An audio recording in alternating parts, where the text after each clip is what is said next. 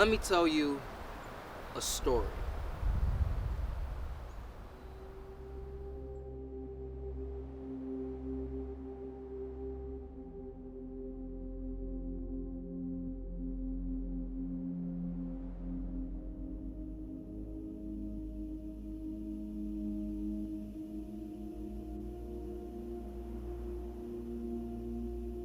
This is location number 0, where I used to sit in front of the TV for hours and consume cartoons and other forms of media like it was sustenance, or some important form of nourishment for my body. Funny enough, treating this art as food for my soul was so integral to my development growing up that it's gotten me to where I am today. It was mentally nourishing in a way.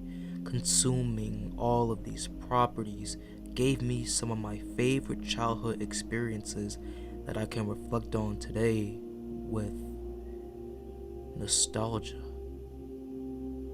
Childhood nostalgia. From Gravity Falls, the old Peanut specials, Avatar: The Last Airbender, the 2003 Teen Titans show, The Last of Us, the Uncharted series, watching Hey Arnold and Invader Zim at 2 a.m. when I knew I should have been asleep. All the memories and feelings that I have attached to these works of art have molded me into the person that you see on your screen right now. The voiceover that you're hearing at this moment, and the creation of this channel in which you, the viewer, view my own works of art, which comes from the art that constructed my brain to be this way and make the videos that I make. It's the impact of being influenced, and I think that's why childhood nostalgia is so potent in today's world, because we yearn for that. We yearn for those experiences that were fresh and new to our brains. We yearn for the good times that we went through in the past, and we yearn for a sense of escape into that nostalgia as we grow older. It's funny because out of every property that I mentioned that led me to be Think Peace Tribe today, one game, one property, one work of art that I yearn for and have the most childhood nostalgia for is Poptropica. I miss these feelings I had for it, the amount of time and emotions I put into it, that childhood innocence, and most importantly, that childhood nostalgia attached to it. And I think that it's finally time to reflect on that.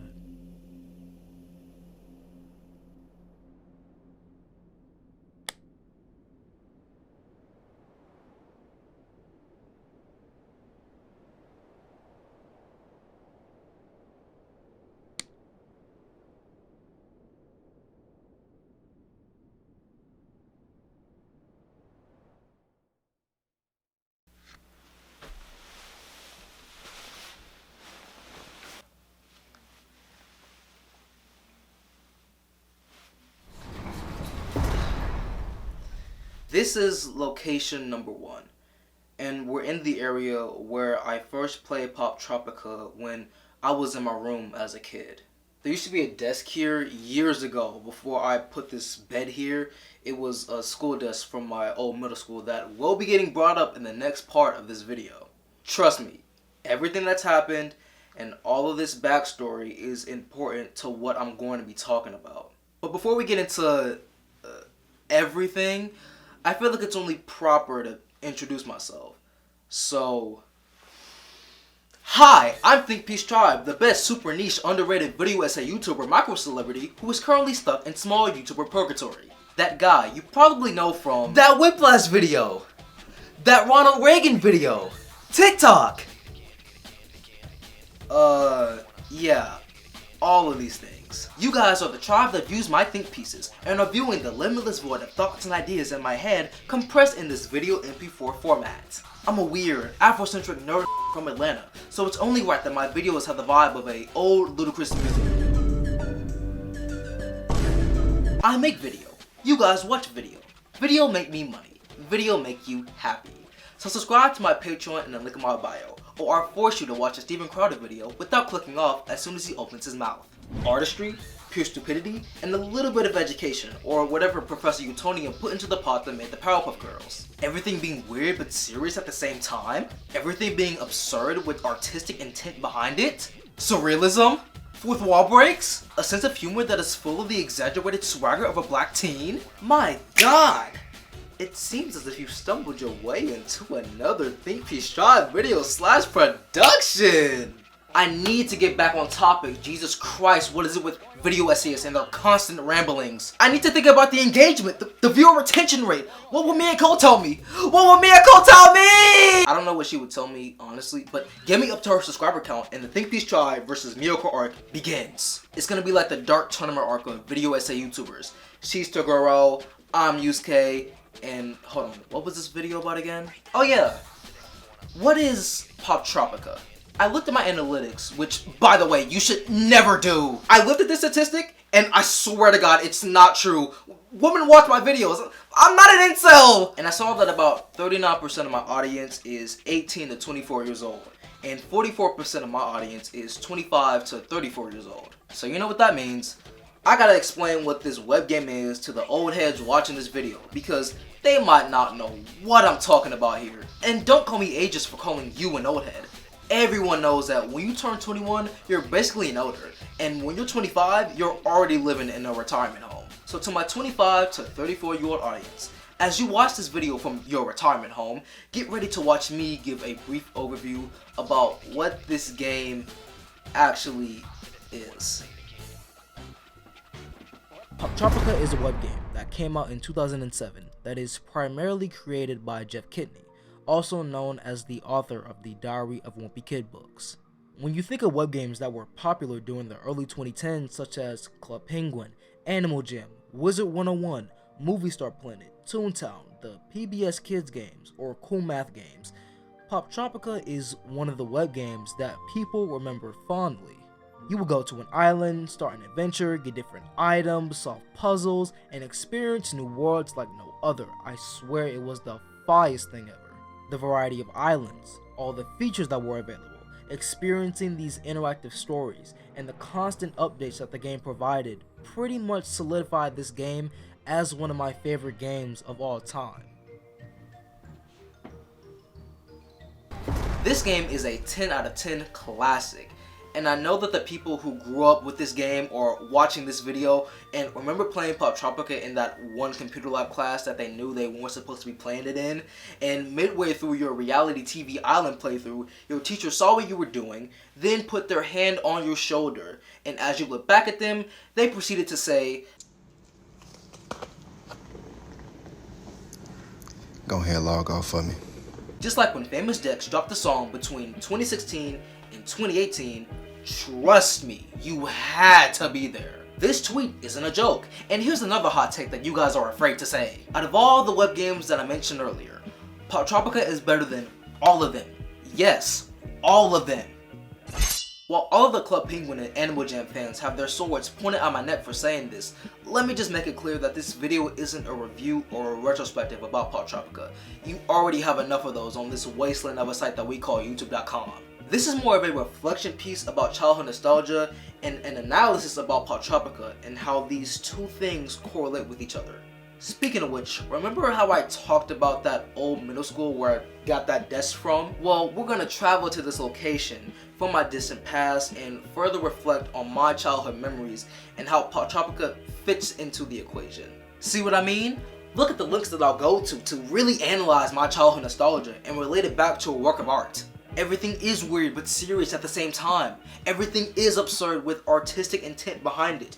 And as we move through this production, let us continue our journey with part 2.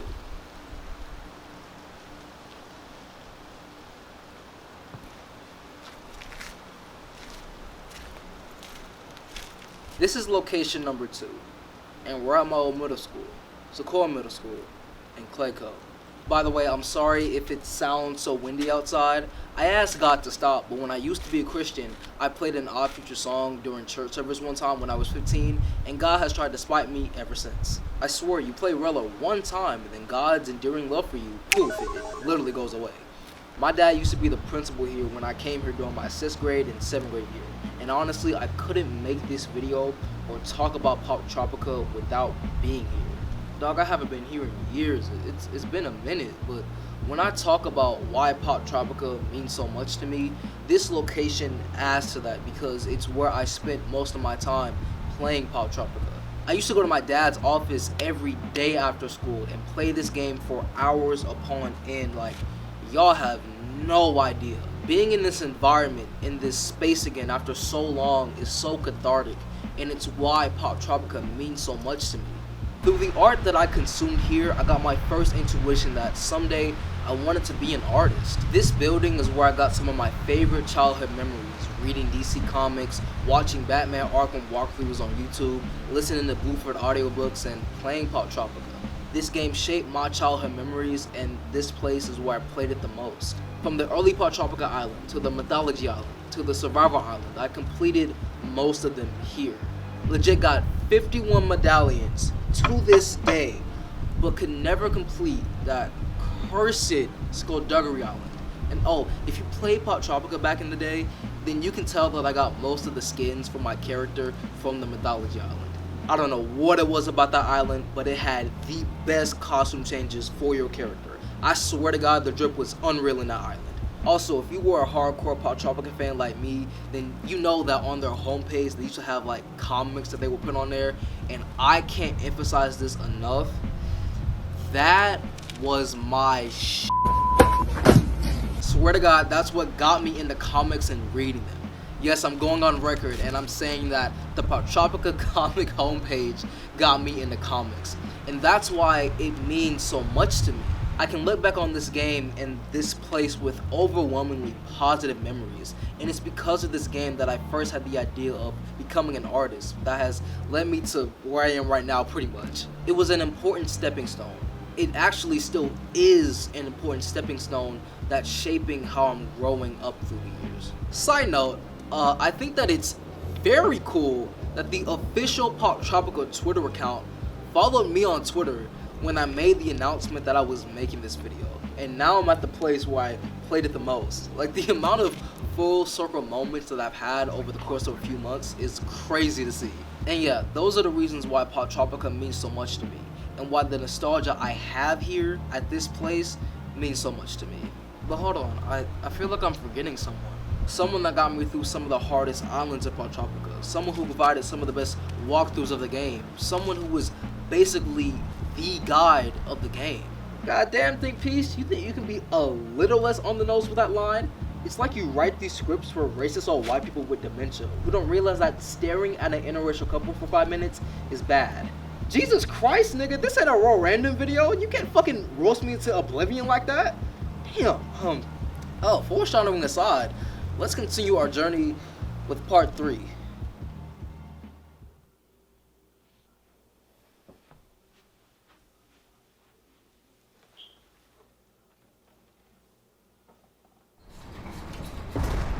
This is location number 3, and I'm here to talk about one of the most well-known figures among this game, Thinknoodles.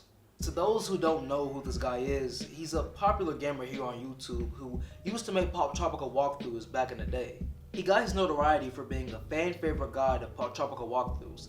It was basically a if you know, you know situation. He provided the best videos about Poptropica at the time that helped us with some of the islands that we were struggling with. I mean, what can I say? Thinknoodles is him. Himothy, Hemi Turner, Hemi Neutron. He majored in homology at Hemington University. Basically, what I'm saying is that Poptropica was the Dark Souls of web games. And I swear I'm not a VentureBeast journalist who sucks at games here. Oh wow. It's true, the game was hard sometimes. Do I have to mention the Skullduggery Island again? And we were kids playing this game. And as you guys know quite well, kids can be, how do I put this? Dumb. Like, on the scale of stupidity, you got Ben Shapiro, Matt Walsh, and the kids who play Poptropica. So it was like a godsend from heaven to have someone guide us through the game like how he did. But it unironically goes deeper than that. Like, Thinknoodles impacted a whole generation of kids with his videos, including me. I talked about this in the Big Nate or Diary of a Whoopee Kid video I made, but I'm gonna say it again. Like, I literally created the YouTube account that is the Think Piece Trop channel today because I needed to watch and save his Poptropica walkthroughs on my computer. He was the first YouTuber I ever watched, and I found this platform and I've stayed on it since because of him. I was gonna write in the script that he gave me my love for YouTube, but I can't say that I love YouTube when they be fucking hitting my videos with limited ads. I be feeling like Kratos in the early God of War games whenever they do that shit. Coward! But not seriously, if you look around online, you'll see that I wasn't the only one impacted by Thinknoodles.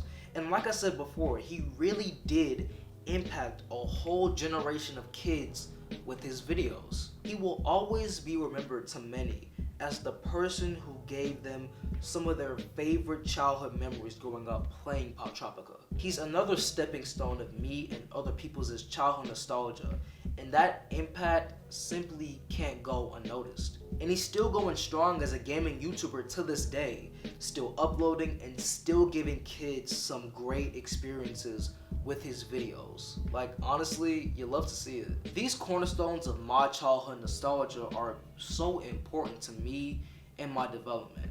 And now it's time to travel to the next location in our journey and analyze how Poptropica represents the childhood nostalgia that I've been talking about throughout this video, with part 4.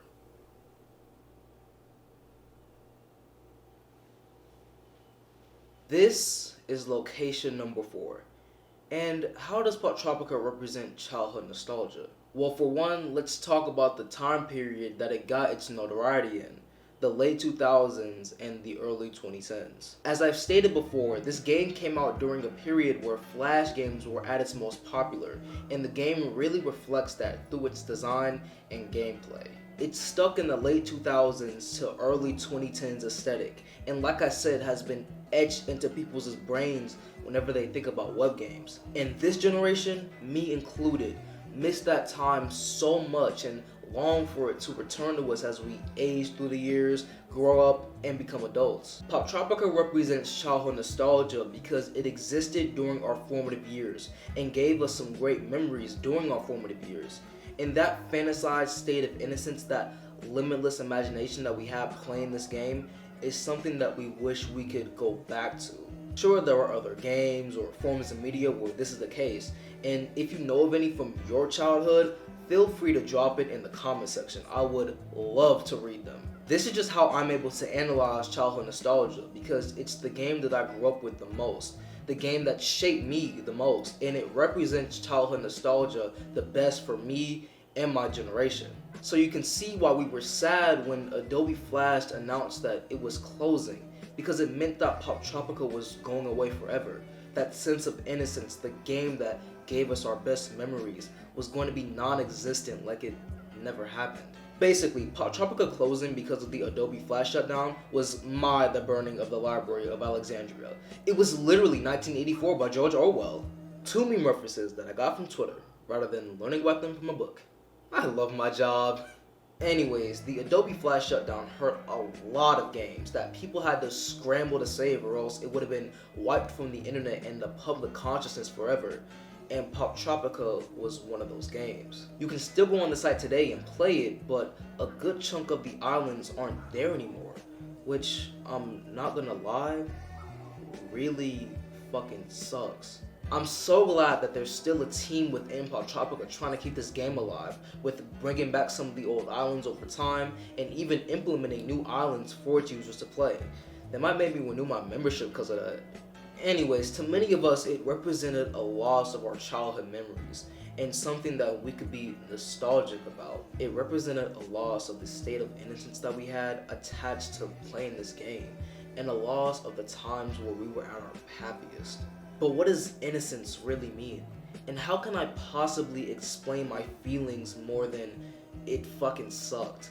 What it almost felt like losing this game and my memories attached to it. I guess the only way I can explain it is how I explain things best, through another form of art. But first, a Think Piece Tribe ad break. Brought to you by our wonderful supporters of the Think Peace Tribe Patreon. Please consider donating to the Think Peace Tribe Patreon in the link in my bio. I'm currently stuck in what we YouTubers call small YouTuber purgatory, and while I'm slowly but surely climbing myself out of this place like I'm Kratos from the early God of War games, you can directly support this channel and fund the videos that I make by joining the Think Peace Tribe Patreon in the link in my bio. Ugh, Jesus Christ, how long is this rope? My arm's getting tired.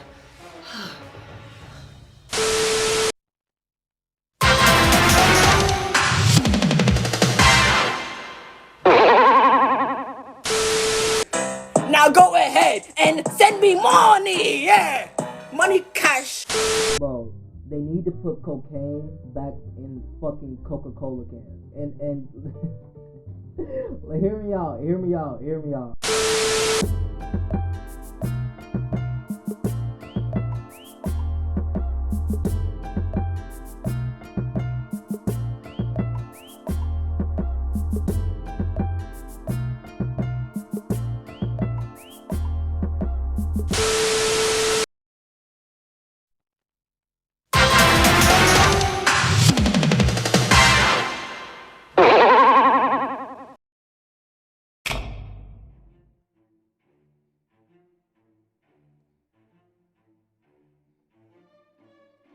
Innocence.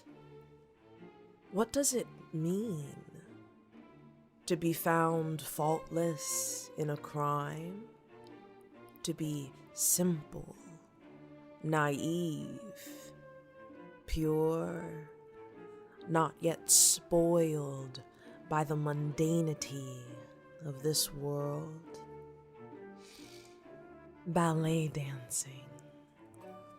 A theatrical form using dance, music, and scenery to convey a story or theme.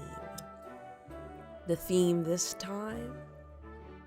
Innocence, and how crushing it can feel to almost lose it. My favorite game, lost to the sands of time.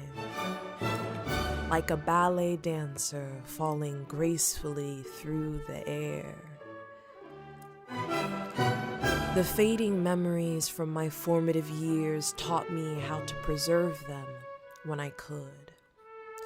As I age, I let go of that innocence while still keeping those memories intact. I've learned to be happy that it happened, to let go, without forgetting who I used to be. Poptropica, a game that has given me great memories throughout the years. Ballet dancing, how I use this to represent these feelings through more than words alone. Innocence. This is location number 7, and we're at my grandparents' house, on the last leg of our journey through my childhood nostalgia, and we're finally at the conclusion of our story. We're at this place because I've had many childhood memories here, and someday this place might be gone or I won't be here to see it anymore. I'm not speaking negative shit into existence here. I promise you there's a point to what I'm saying. I've learned that even when things leave you forever, or if you become less interested in something that you used to be a super fan of, you'll always have those memories, and it's important to retain those memories that make up the childhood nostalgia that you have for them now. In my case, it's Poptropica I'm referring to when I talk about these memories, but for you it could be different. It could be a TV show you watched, a movie, a book, your first time on Tumblr where you had unsupervised internet access for the first time, and it traumatized you for life. No matter where you are in life or how much you've grown up, those memories and experiences will still be with you forever. I can still look back on the lasting legacy of Poptropica, realize how much it's impacted me and my generation, and reflect on the good times I had while playing this game. And childhood nostalgia isn't necessarily a bad thing. Like, really, sometimes it's good to reflect on the past and see how it affects you now. Remembering those feelings, remembering what you went through, and the impact that it's had on you as a person is what this video is all about. A reflection of all those things through a web game that came out in 2007, known to many as Poptropica. I hope that you got something out of this video. And to all the people that used to play Poptropica, please, oh my god, I'm literally begging you, please leave a comment about your experience playing this game. I want to see your experiences with playing this game. I want to see your experiences with playing this game. I'm not Dr. Umar, I'm gonna say it 3 times. I want to see your experience with playing this game. I'm not joking, I'm being serious. Even if you didn't play Poptropica, you can talk about whatever property or work of art you want that fuels your childhood nostalgia. That is legit my favorite thing about YouTube. Reading the comments and discourse on a video that I made is literally the best shit ever. Just please say anything besides Harry Potter, because we actually support trans rights on this channel. I know, shocking surprise, right? But yeah, we're not supporting a fucking bigot like J.K. Rowling. I called Harry Potter lame as a kid, and when J.K. Rowling came out as a transphobe, I was so ecstatic because it gave me an actual justifiable reason to hate on Harry Potter. Like, my hate got justified. You guys have no idea how much that meant to me. That was everything to me. That was everything to me. But yeah, that's pretty much all I gotta say. I hope that you enjoyed this video as much as I had fun making it.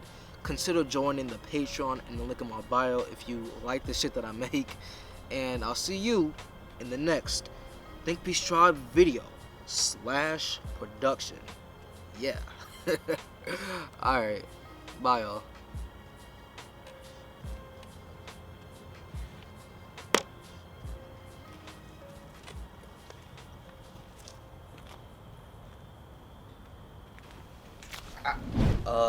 Hey, so thank you guys for watching this video. Like, actually, it was really fun to make and really fun to analyze childhood nostalgia as a concept, and my childhood nostalgia and yours as well, because I'm assuming if you watch this video, you played Poptropica as a kid and know about this game and are looking back like, wow, look at the memories I had while playing this game. I'm so glad someone else is talking about this, cause like, I had a lot of people when I like introduced this video or like just like announced it, a lot of people were excited for it because they know that, because they pretty much know about this game, right? It's a game that they grew up with and they're glad to see me talking about it, right? So I'm kind of glad that people want to see it, and you know, you watch the entire video, so thank you for that. But this is the Patreon supporter shoutouts. Like on the other side of the screen is like the Patreon members of the Think Peace Tribe Patreon. If you want to be seen on the screen in future videos, then consider joining the Patreon in the link in my bio. You know, I got some tiers listed from $1 to $3 to $5 a month. Yeah, pretty much. And then the rest are like the end credits and stuff. So yeah, but for this end credits monologue, we're going to what am I gonna do? Oh yeah, I'm gonna tell y'all my top favorite 5 Poptropica islands. This list is I wanna say it's like it's the definitive list, but y'all gonna get mad if I say that, because I got some islands I left off of here because it's just I didn't really find them enjoyable, or like they just weren't better than the ones that I put down on here, and y'all gonna be like, man, why he leave that island off the list? Why he leave that? And I'm like, bro, relax. You know, so these are my top favorite like 5 Poptropica islands of all time. So like we'll go from like 5 to 1. Yeah. So at number 5, we got the Shrink Ray Island. Number 4, you got the 24 Karat Island. Number 3, the Mythology Island. Number 2, the Time Tangled Island. My top favorite one Poptropica island of all time is the Survival Island. Again, huge thank you for watching this video and the other videos that I make. If you want to watch more, you know, just go to the channel, look down the channel playlist, and you'll see all the videos I made and stuff like that. But yeah, pretty much that's it. Thanks for watching, and I'll see you in the next one. Stay safe. Don't be on no BS, okay? Yeah, alright. I'll see you later. Bye.